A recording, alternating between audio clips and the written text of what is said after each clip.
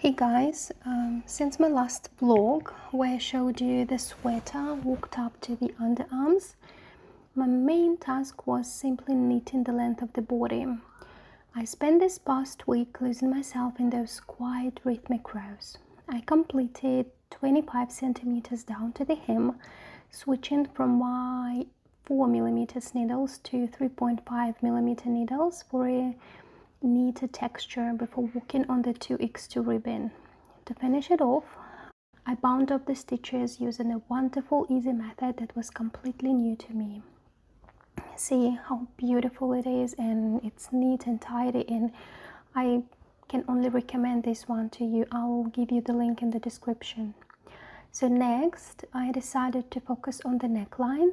I picked up 88 stitches and worked 13 rows rib 2.2x2. However, as you can see, the tension of the neck opening looks a little bit different compared to the border or hem of the sweater. But honestly, it doesn't bother me at all.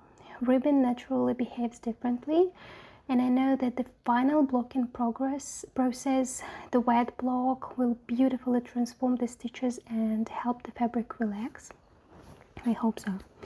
Not every yarn behaves like that, but most of the corn yarn behaves like that. I tried in for a quick fit check, and overall it sits quite good, so I've decided to leave it exactly how it is. So I wonder, would you have to reknit it or just leave as it is? What's your opinion? So next, with the body complete, I have exactly 310 grams left on the cone. And to be absolutely safe, I've decided to divide the remaining yarn evenly so I can guarantee there is enough for two full length sleeves. I don't have lots of experience working with corn yarn yet, estimating yardage, but I can be a bit of guessing game for me. But I suppose confidence simply comes with experience. My plan for the coming week is to walk through the sleeves, which I'll admit isn't my favorite part of a project, and finally give me the whole garment a thorough wash and block. Even then, this piece won't be quite finished. I have a little something extra planned for it, a very creative touch that I'm going to keep a small secret for now. If all goes according to plan, you'll find out exactly what it is in my upcoming. I recently stepped out for a beautiful evening to attend the Candlelight concert at the Holy Trinity Cathedral in Auckland, and it was an absolutely magical experience. Stepping inside the cathedral was completely transformed by the gentle golden glow of thousands of flickering candles, casting soft shadows across the magnificent architecture. It felt like stepping out of the busy rush of everyday life into a timeless, comforting sanctuary, a moment of pure, slow living luxury where the eyes and mind could immediately rest in the quiet warmth of the room.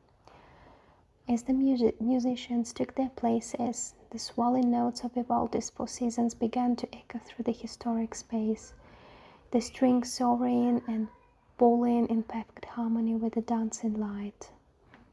There was something deeply meditative about sitting in the dim candlelit cathedral, letting evocative melodies wash over us row by row. It was an incredibly moving sensory experience that brought a lingering sense of peace and inspiration to our week.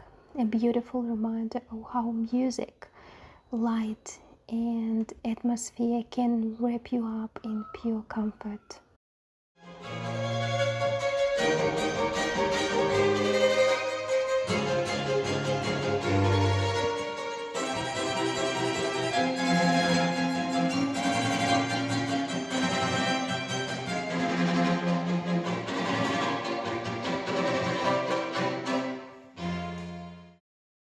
Tintern Abbey socks are finally off the needles, and I'm so incredibly happy with how they turned out. Knitted flatly and mindfully on 275mm needles, They're perfect fit for women's size, approximately 7 to 9, I should say. What made this journey particularly interesting was diving into the world of sustainable fibers. For these socks, I chose a recycled wool yarn, which is such a thoughtful alternative to virgin wool. It's crafted by taking existing wool products like old sweaters or manufacturing scraps and gently cleaning, shredding, and respinning them into a beautiful new thread. Because it's a machine washable DK weight, it offers a wonderfully practical option for everyday wear. On your screen right now, I'll put together a small visual comparison so you can see how regular and recycled wool look side by side. This is actually my first experience with recycled wool. I never bought something like that before, and I should say that I love this experience.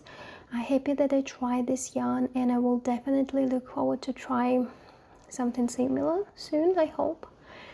So for how it feels to work with that yarn, the yarn does have a slightly stiffer but more rustic quality to it, but I think it's absolutely perfect for socks, for instance. In fact, I love it enough that I've already put aside another skein from my stash in a cool, quiet colorway called Glacier 1259 color to make another pair later this year probably. I definitely wouldn't recommend this specific wool for a hat or for a cozy scarf, as it carries a tiny bit of rustic prickle next to the skin. But for hard wearing, comforting house socks, it's lovely. Definitely can recommend.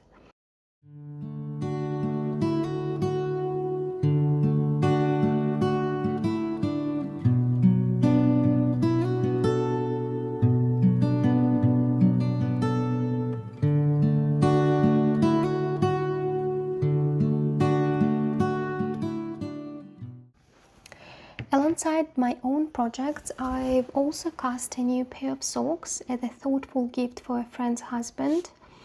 She chose a slightly thicker yarn for him, not a regular sock yarn like a 4-ply yarn. She chose a wonderful opal 6-ply yarn, which is a beautifully plump, comforting way to work with in a colorway 7902. To ensure the fit was exactly right, I turned to the incredibly helpful sizing chart printed right on the back of the yarn label. Since I'm knitting the men's size European 44 and it's probably New Zealand 1 10 or 11, it's a US size 10 or 11. The chart recommended casting on 56 stitches, which gave me a perfect, reassuring foundation to start. My plan was to use almost the entire generous 150 grams skein to create a beautiful tall socks with a cozy fold-over cuff. The folded cuff itself will be 7 centimeters, with another 9 centimeters approximately of stitching leading down to the heel, which adds up to a peaceful 54 rows of the knitting for the leg section. To reach the base, I'll shape it using a traditional heel flap and turn, the classic grandmother's heel, or that is called heel flap and turn, that works so beautiful on my Tintern Abbey socks. I'm so looking forward to finishing this pair and handing them over to the new owner. Our mornings and evenings here in Auckland have been so crisp lately, so I know this will go into the active wear that every moment they leaves the needles. In my next video, I'll show you the final look of the finished socks, and I'll give you the list of the technical details for you here.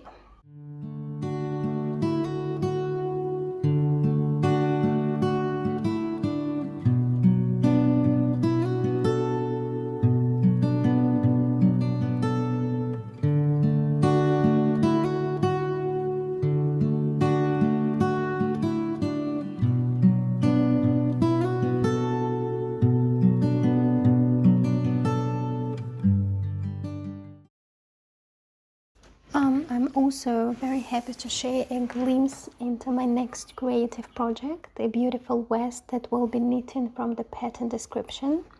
Before diving in, I've been spending some time playing with textures, creating a custom sword by holding two very distinct yarn together to weave a beautiful 3-ply strand. The first yarn is a bit of a mystery. It's a completely unlabeled gown that I was lucky enough to find secondhand. The previous owner mentioned that she had brought it from home from China, and this is 100% merino wool. A little bit doubted, but it seems like that. Probably not 100%, but there is wool in it.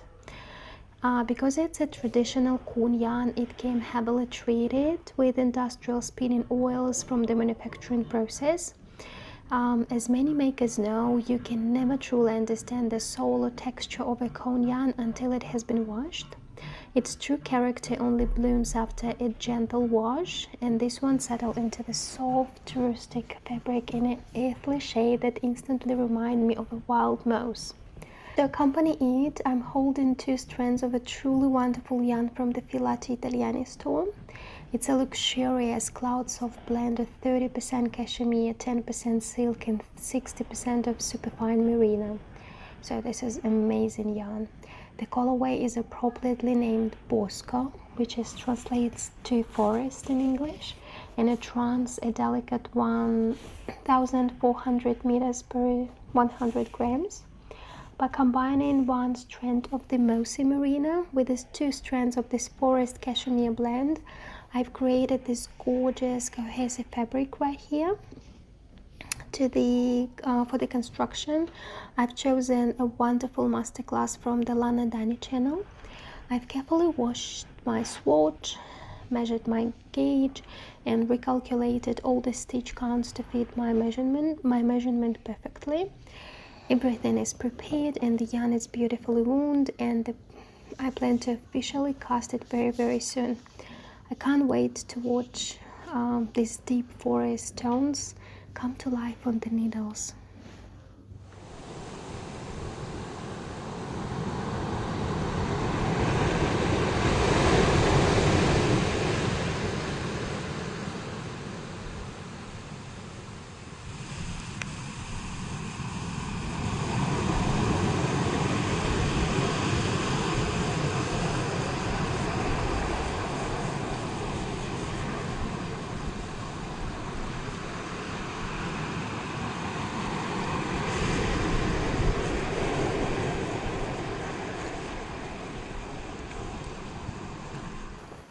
So I'll give you guys a little update of my mosaic crocheting.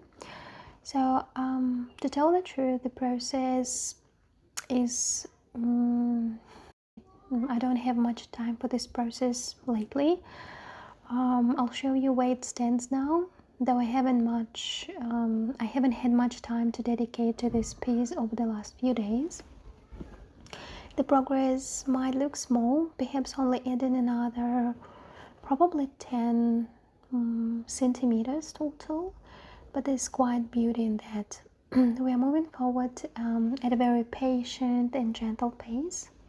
So today's Saturday, and our plans for the evening are just wonderfully simple. We are looking forward to winding down with a favorite series, giving me the perfect opportunity to calmly and meditatively crochet a few rows just for the pure joy of it.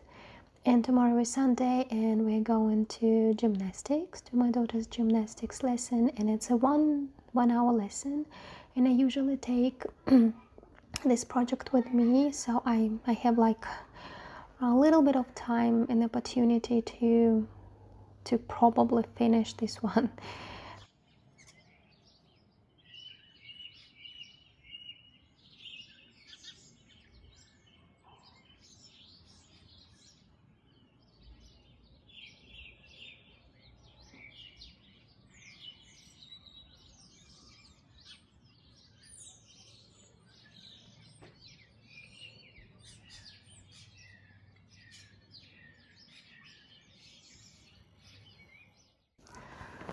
Embroidery is something I have been dreaming of exploring for a very, very long time.